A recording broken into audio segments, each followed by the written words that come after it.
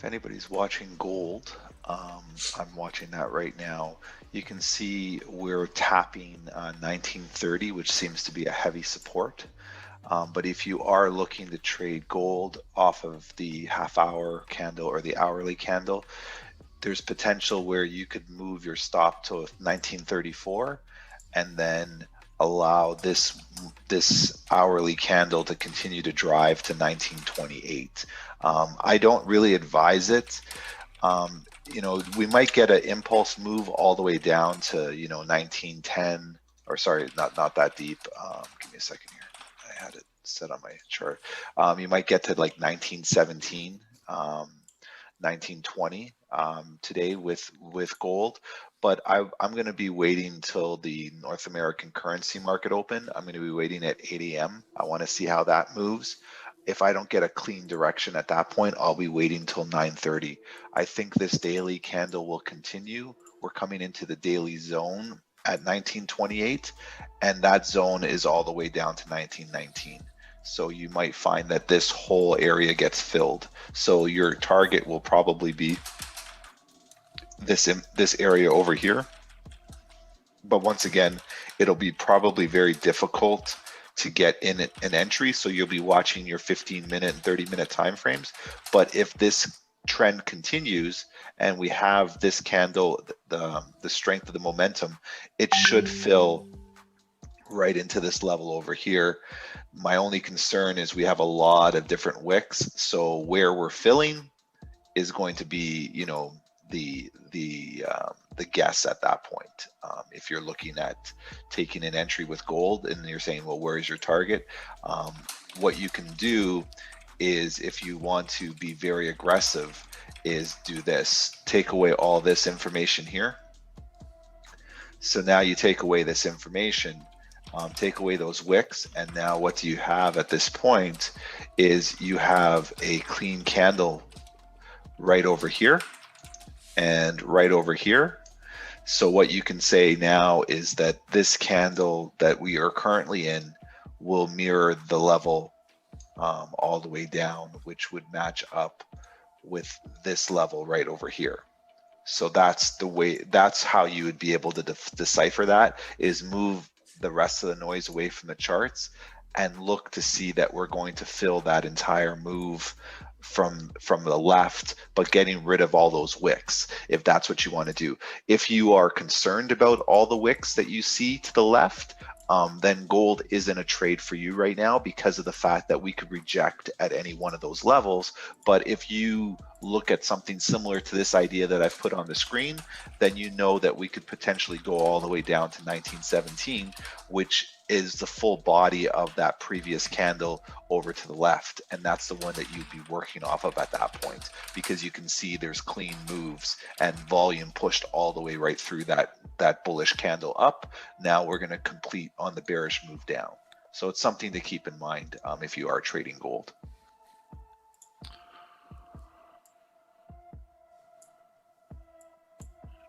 This idea that I've put up on the screen, and this is where a lot of people get trapped.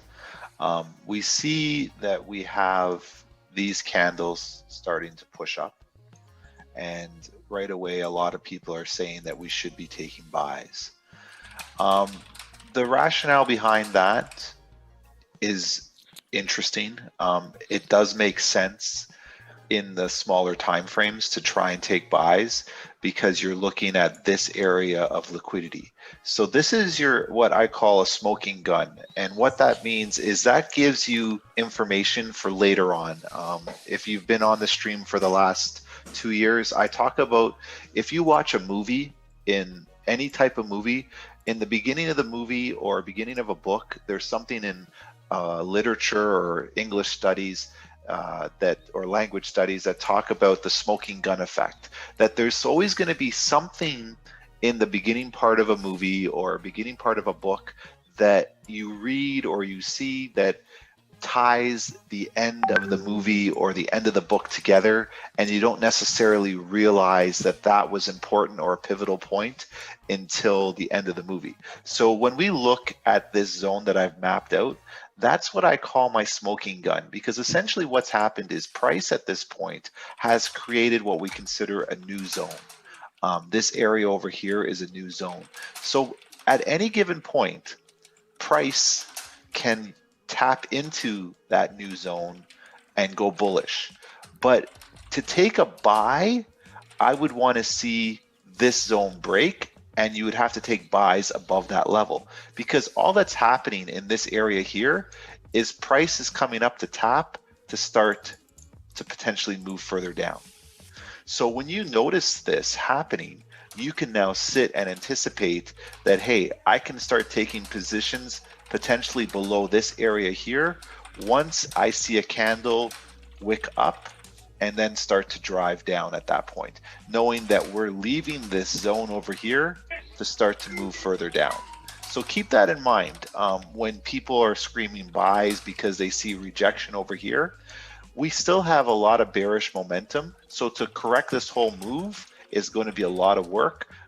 And also at the same time, I would only want to start taking buys above what I consider this whole area here of liquidity, because at any given time, these candles can flip and we can continue with trend. So it's something to keep in mind as you're trading, that you can map out smaller zones on the smaller time frames, and it doesn't necessarily mean that we're going into a sell, but like Raja says, we're testing that resistance level to then potentially drop a little bit further later on in the market at that point, a little bit later on today.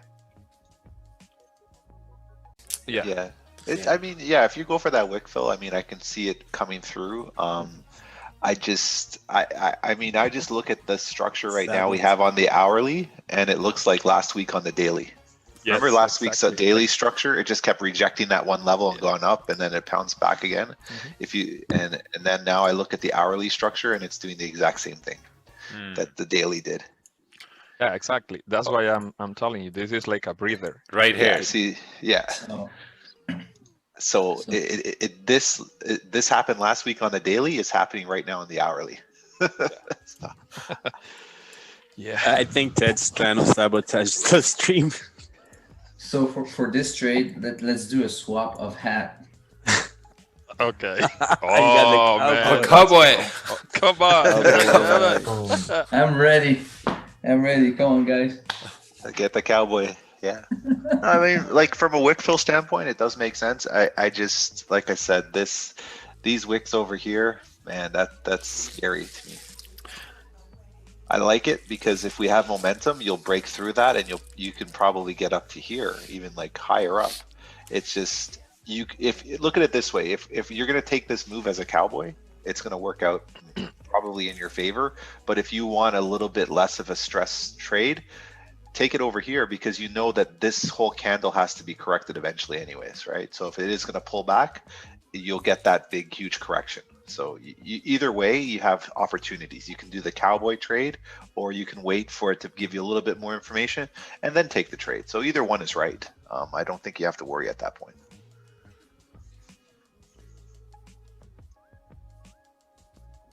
If you're looking at gold, the hour candle has made a wick to the top side, and it can start dropping now. And it will be a hard drop. So if you're looking at gold, I think you could probably fill down to 1928. So if you're in that trade, it should be a relatively easy trade, and then eventually down to potentially 1926.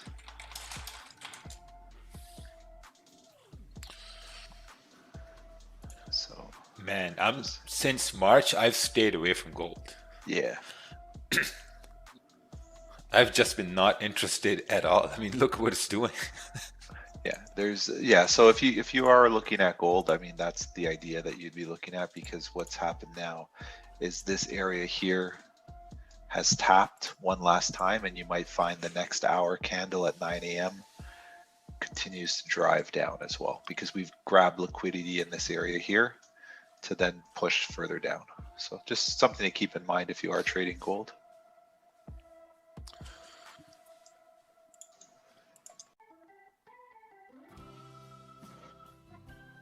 I think if you're looking at gold, once it breaks 1930, we have a free fall down to 1926.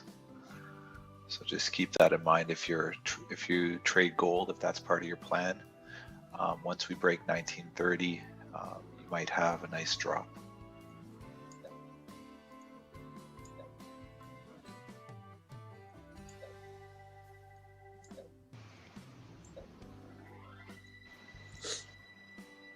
To 1923, do you say? DJ move, yes. 1926 or so. We're going up, man. DJ is going up.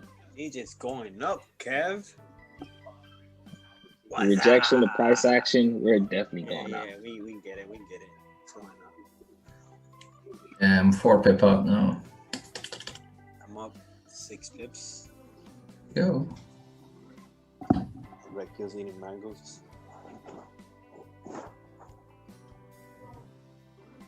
Ha! We beat 10.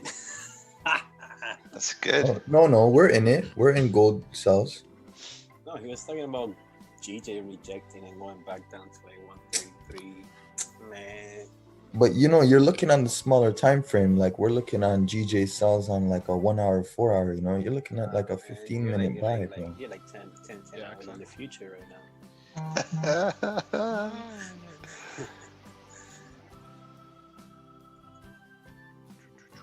Yeah, so you should be about Oh. 16 pips in profit right now with gold if you were trading. Oh, Lord. Yes, sir. This 5-minute candle. It's looking ugly. Yeah.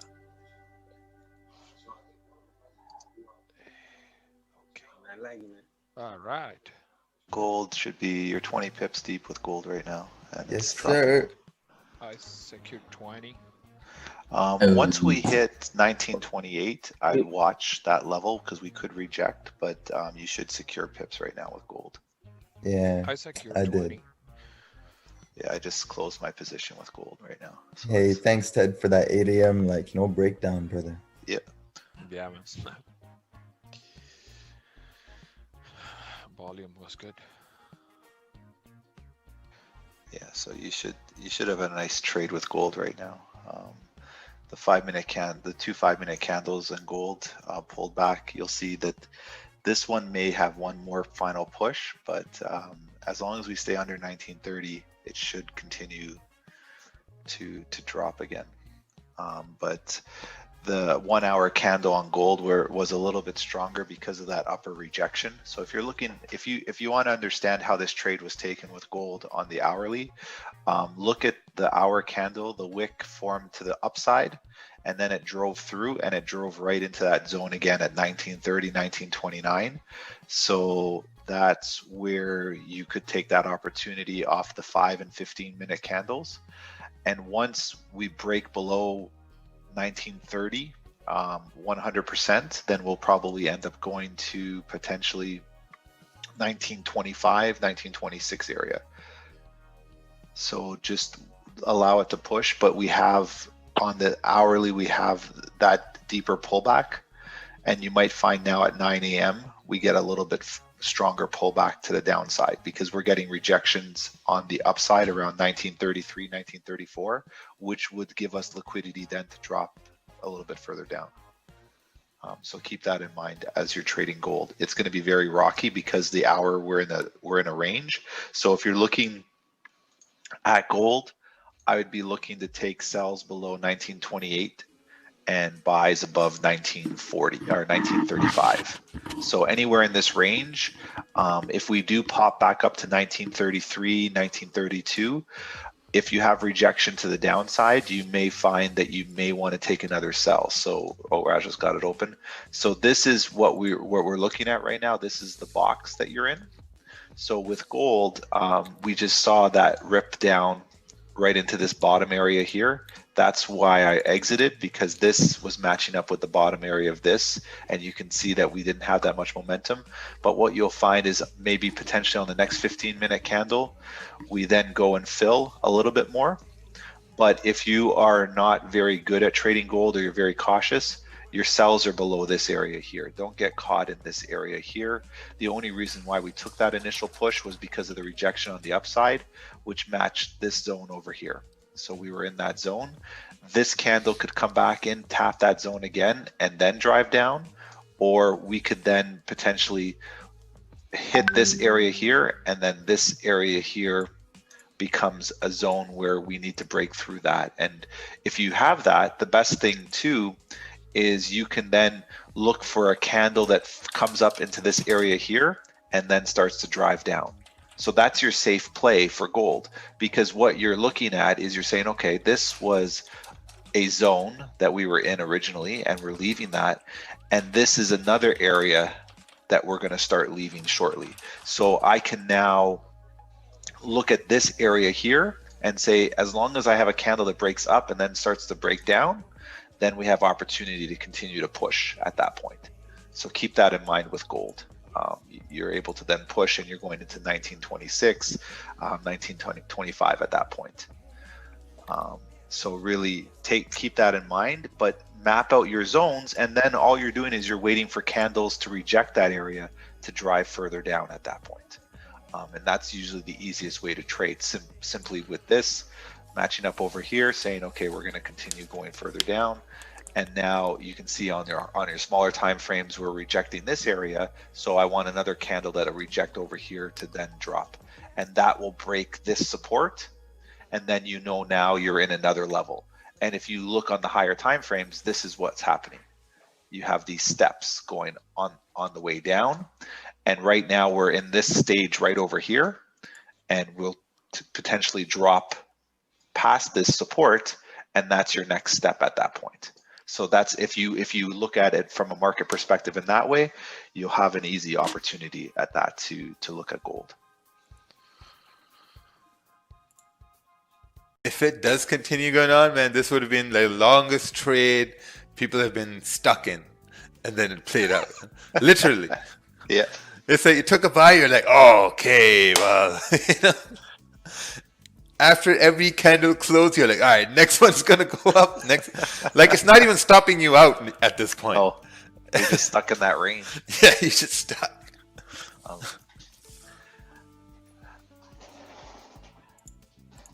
We just need to close over 950. We need a 5-minute candle close over the 950. Yeah. We definitely cannot call this stream today stress-free because it's stressful right now. I just, the hope starts coming in and the prayers. Don't worry, we'll get there. We'll get there. I mean, if you want to take the contrarian view, you may want to look for sells below 133.860.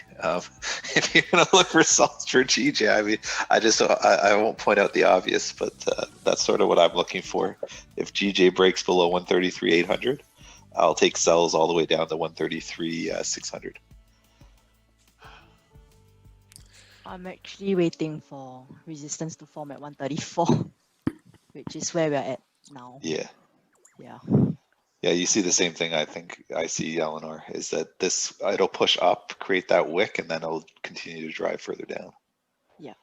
Because on this candle here, like this previous bullish candle, right, it rejected that zone that Raja has at 133.860, but it did not have, the buyers didn't have strength to push it up further. So that was really what concerned me.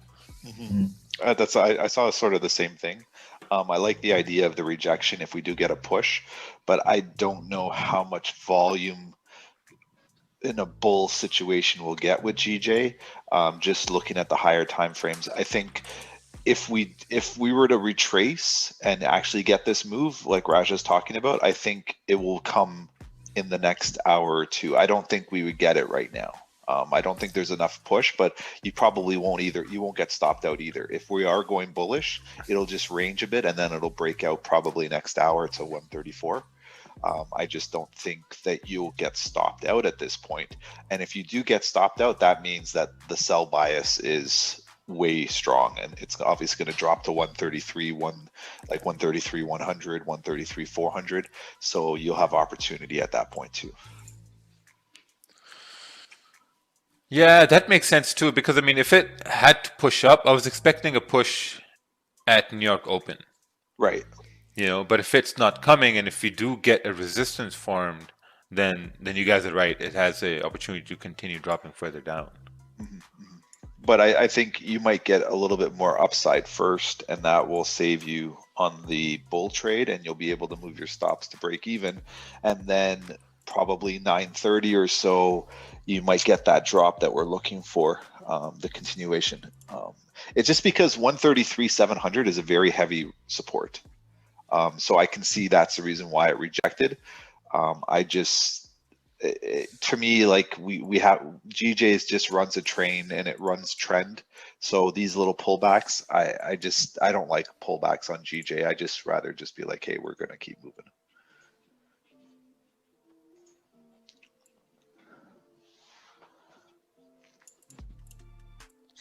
I gave up already. I'm done. I closed.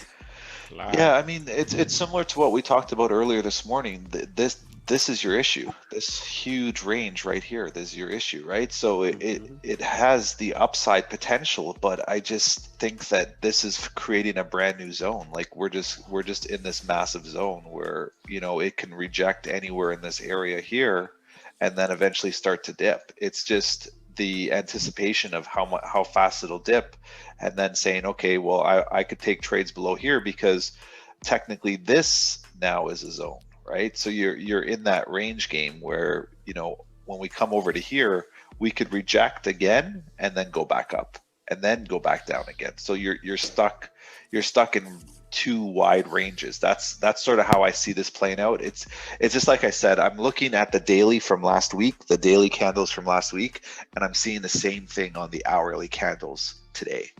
Like it's the same sort of structure where we pop up, and if you get a good entry, you can get out, but then it pulls back, it pops up, pulls back, and then finally it just breaks and it drops to the downside again. Gold is about to do his thing. I got some sales on Okay, gold. I'm out. Bye. I'm out as well, guys. Enjoy. Yeah, see, the 30-minute now broke the low here as well. So this is a very volatile Yep. New York Open here at this point. Oh, and gold is going bye-bye. Yes, thank you, Ted. Actually, I'm looking at gold. It will be beautiful, like you said. If we can mirror the 1 hour candle to the left, we have a beautiful candle going toward 1924. So that's why I took some sales on gold. Yeah, so if you look at gold where we said it would break below 1928, you see how fast it broke, and now it's breaking into a new level. So yes, this was our support, right? And this, you know, we can say that this was a bit of resistance or however you want to structure it. But now what we have is we have this drop, consolidation across, and then drop again. So now that's the reason why we have this. So you can see effectively that once we broke that level, the zone that we created on the upside here, so this zone right here was destroyed, and this was the new zone that we kept tapping into. So you can see over here, this zone and this zone matched up, right? So what we were doing was we were bouncing off this level here to go up here, bouncing back here, and then we came into here. But the key at this point were these wicks. They weren't coming back up into this area here anymore.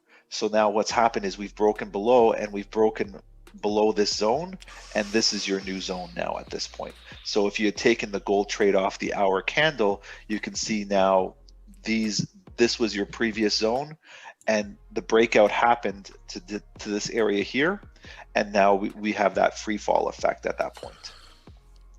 beautiful. So you know, like I said, you could wait, and you could say, hey, I don't want to take a trade until we break out of this area over here, because we had this dip, and now we have this dip again. So you can see where this this area here could have all been consolidation. This was your drop. We moved sideways, and then we dropped again. And then all you had to do was take a position for that.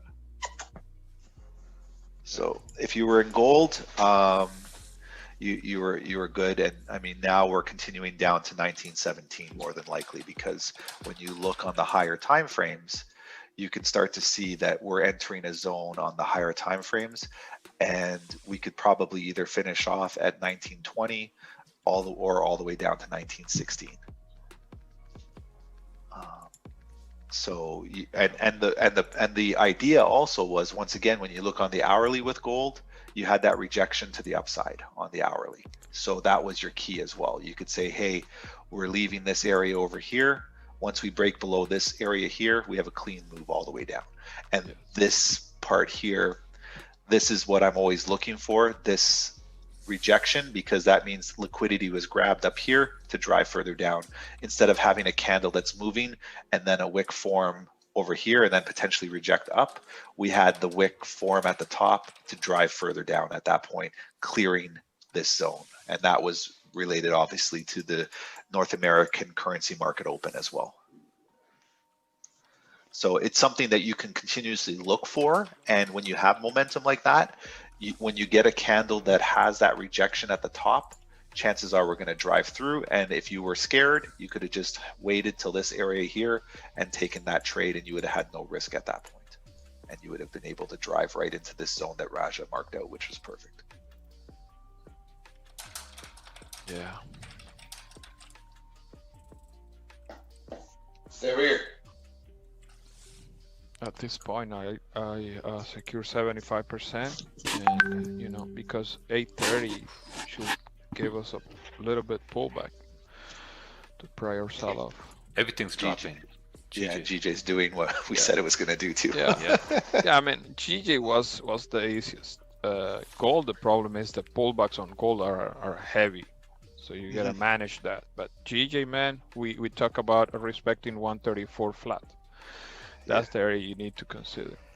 So now with GJ, if you said like what I said earlier, if once it broke 850 or so, it would continue down. So now you're getting that move. Same thing that's happening with GJ right now. This same idea here, you can play it off over here as well. You can say, I don't want to be part of this area here because we could reject and go back up. So I want to see how a candle forms over in this area here. So I would look for another rejection and then a continuation of that move down at that point.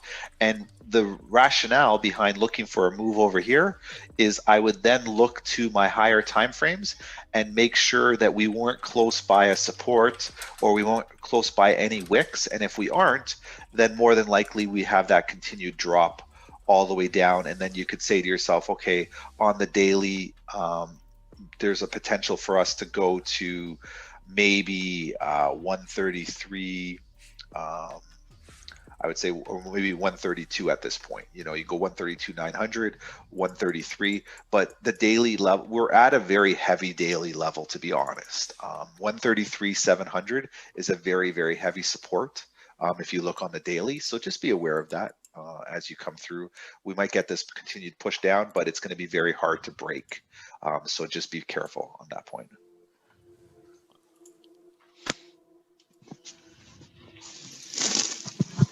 Wow, so no buy. This, I think. People are asking about US 30 sells. US 30 sells, I really think that you have opportunity at 9:30 Eastern. So in the next hour, if you're looking at US 30, wait for the equity market to open and react to the futures market, which is US 30, and allow them to play off of each other, and then find a clean move probably a half hour after that. I find a lot of times with US 30, the 10 a.m. Eastern hour, you get a lot better move, and it's a little bit safer. Obviously, you don't get as much of the move, you know, if you catch the 9:30 move right away. But then again, there's lots of times where US 30 whipsaws at 9:30 and it'll crush your account. So I rather let the dust settle and find the best or the safest opportunity at that point. I don't care about trying to grab the best position. I care about making sure my entry is the safest, so that I'm not getting whipped around, because US 30, if it pulls back 10 or 15 or 20 points, can blow your account instantly. So don't get too cocky with US 30. Yeah, review.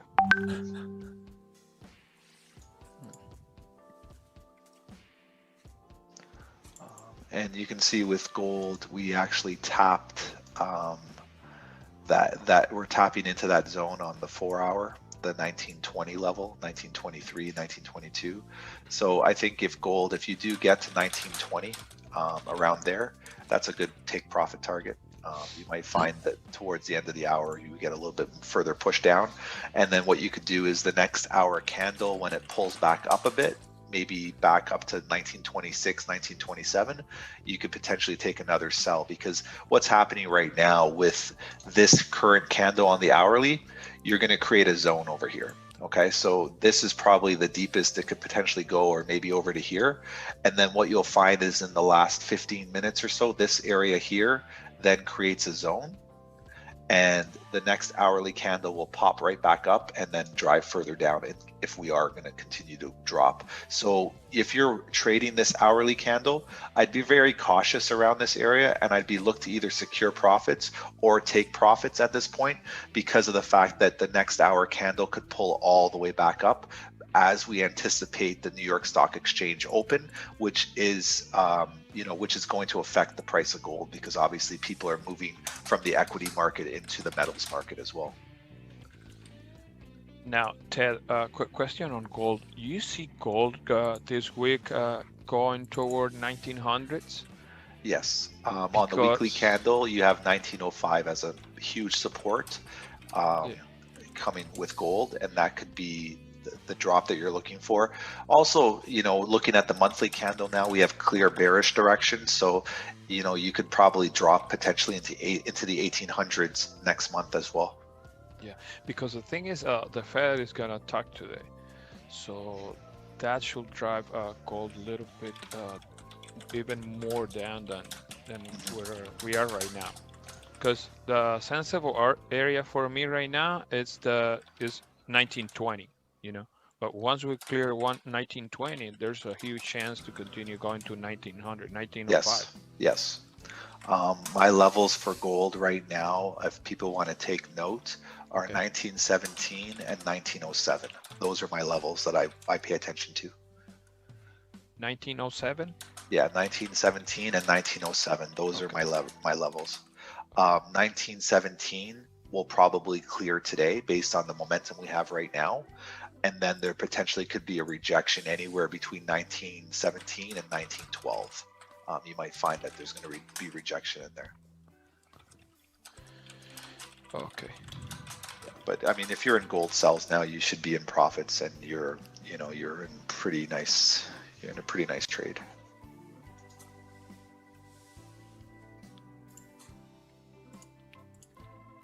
I didn't get a chance to get back in, Ted. Oh, he missed. Yeah, at the support we closed, and yeah, I mean, I closed too. I ended up closing at I think 16 pips. So I mean, I was in at 1931. I closed at 1929. So I mean, it is what it is. I'm not too concerned.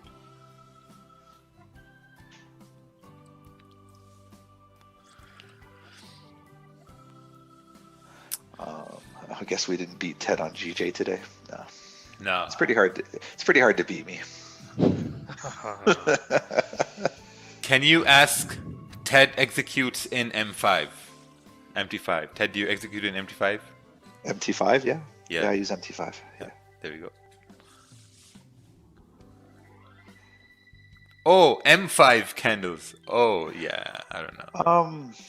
Situational, M5, right? Yeah, I mean, when we look at candle structure and ideas, it's, a lot of times, as an example, like, you have US 30 here as an example, right? So you look at this candle here and you say, well, where would I have gotten an entry? Sometimes you have to move into the other time frames and look to find an entry there and then map out your range. I think this is the biggest issue a lot of people have is the most straightforward thing you can do is map out a range. Your range is from your support, your resistance to your support. So you figure out where price is going to move. Like if price rejects this area here, it's got to move down to here. But in this area, in this range, you have to say to yourself, how am I going to find an entry? And that's where you take a look at your smaller time frames, maybe your hourly or your 15-minute time frames, and then you mark out, if this is my 4-hour range, right? So this is 4-hour time frame. So this is a 4-hour resistance, and this is a 4-hour support. In that area, you're going to find that as you go through time frames, you know, as candles go down, so this is a 4-hour candle, this is another 4-hour candle. You say, well, how could I find entries in there? You have to start dissecting each one of those candles, and you'll see that maybe on the 15-minute time frame now, you have candles that are, you know, consolidating. So then what you do is, this is your 4-hour frame, this is your 4-hour frame, and now you map out a 15-minute frame, and you say, this is my 15-minute resistance and this is my 15-minute support. So now what I'm looking at is, I'm saying, okay, if we don't break up over here, that, you know, we have higher time frame confluence that we're going down, I can start taking entries down here to drop to my 4-hour support and be aware that this is a higher time frame support, and we may reject up at that point. And I'm using my smaller time frames as executable time frames, and it's the same thing. You can do that on the 5-minute time frame as well. It's just, when you have your chart set up, you want to be able to know that what does this line mean? What does this line mean? Like, is this a 1-hour level? Is this a daily level? Like, what is that level? And when you start to understand that, then you can say to yourself, okay, I know that if we come over here, and this is a daily level, this is our daily support, that daily support for the most part is hard to break. So I want to trade to that level, and then I'll stop. If it does break and it continues down, great, like, I'm happy. But in the long term, I've always seen it bounce away from that, and then tomorrow's daily candle drive further down at that point. So when you map out your time frames and you map out your support and resistance, you're not using them as gospel, but you're saying to yourself, hey, if I come to a key level on a daily or a 4-hour time frame, I may have to make an adjustment, or I may have to just watch what I'm doing at that point.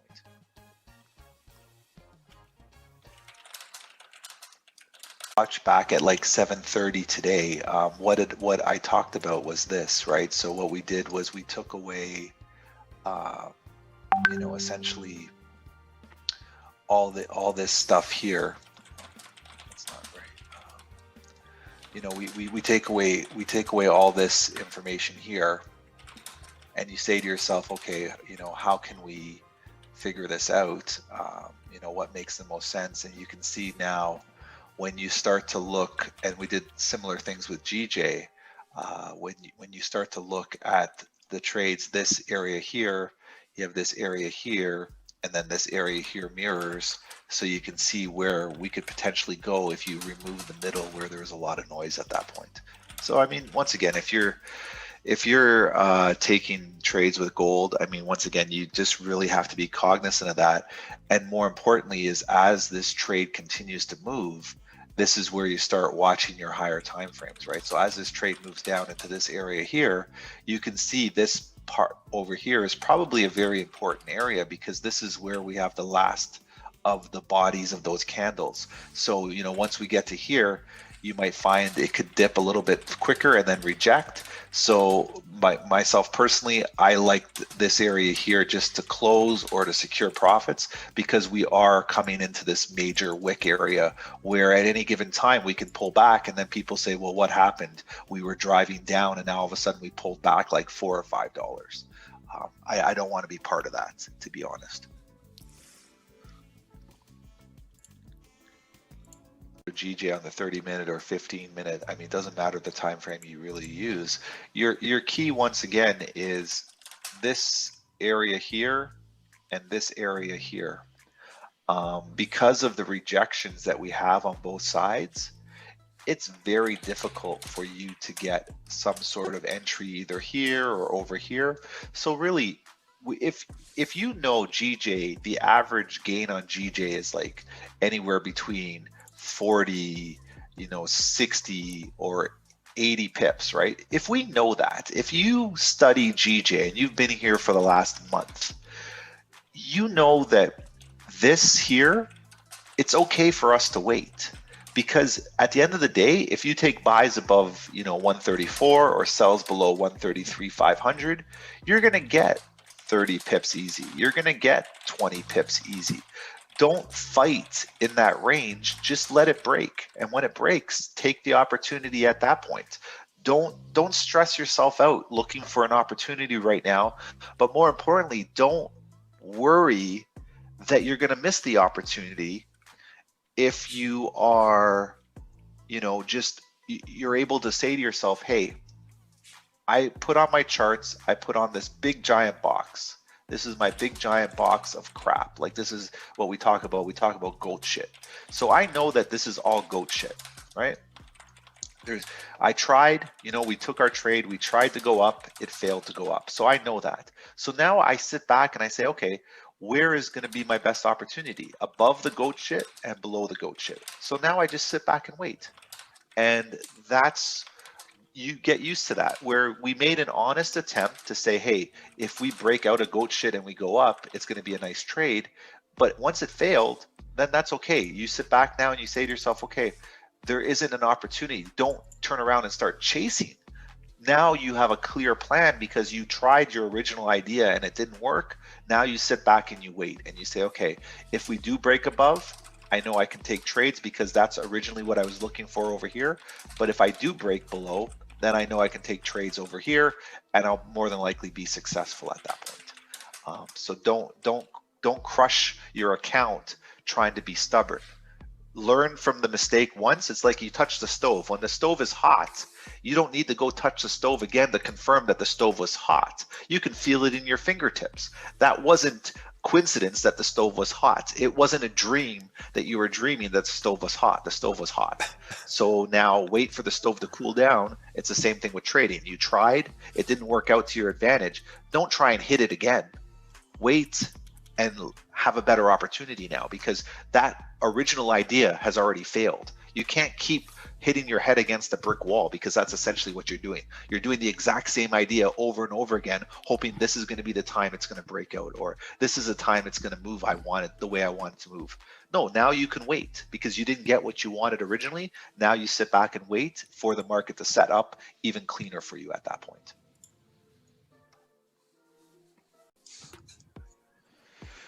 Yeah, so people talking about gold on its way up. Once again, this is the classic, I'm a new trader and I see one candle and that means change in direction.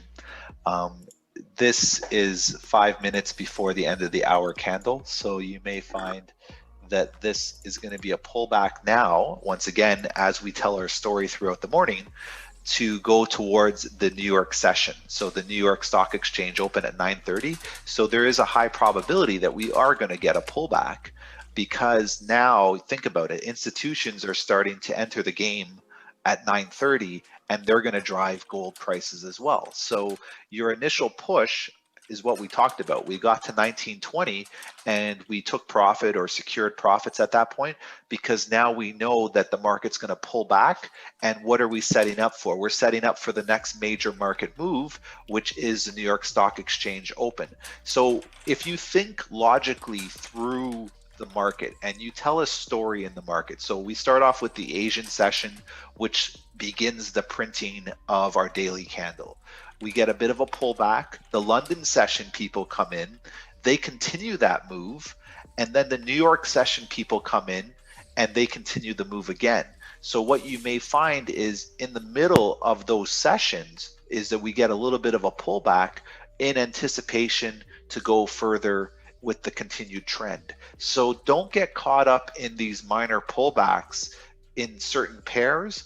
Understand why they're pulling back, because they're essentially getting set up for future moves in the market. So in this case, we know the North American currency session contains the London close, which is the close of the London market, but also the start of the New York Stock Exchange. So there's two catalysts in this market that we can have reversals, we could have pullbacks, we could have continued trend movements. So you have to be aware of those. And if you don't know those times, this is where you would Google, when does the London market close? When does the North American Stock Exchange open, or the New York Stock Exchange open? And you would write those down, and you would go back to backtest and look at the pairs that you trade and see what happens around those times. And that's how you start to identify why we should get out of trades at certain times, why we can enter trades at certain times, and where would we want certain price targets to go based on London close, based on the New York Stock Exchange open, things of that nature. So really, those are pieces of information that if you're going to trade the North American market at this time, you should have that ingrained in your head. You should not be confused on why things are pulling back, or what happens at 9:30, what happens at 11 o'clock. Like, you should already have that. That's part of your playbook. Similar to when you play basketball, you get fouled, you're going to the free throw line to shoot 2 free throws.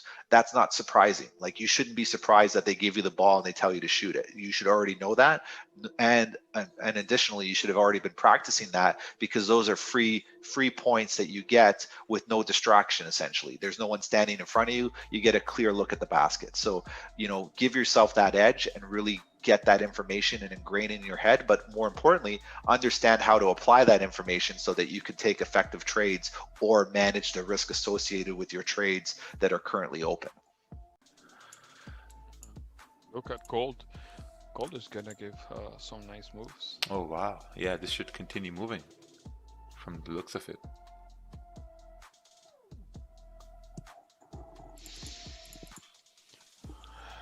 Hopefully we can create some sort of resistance around 1920, 25.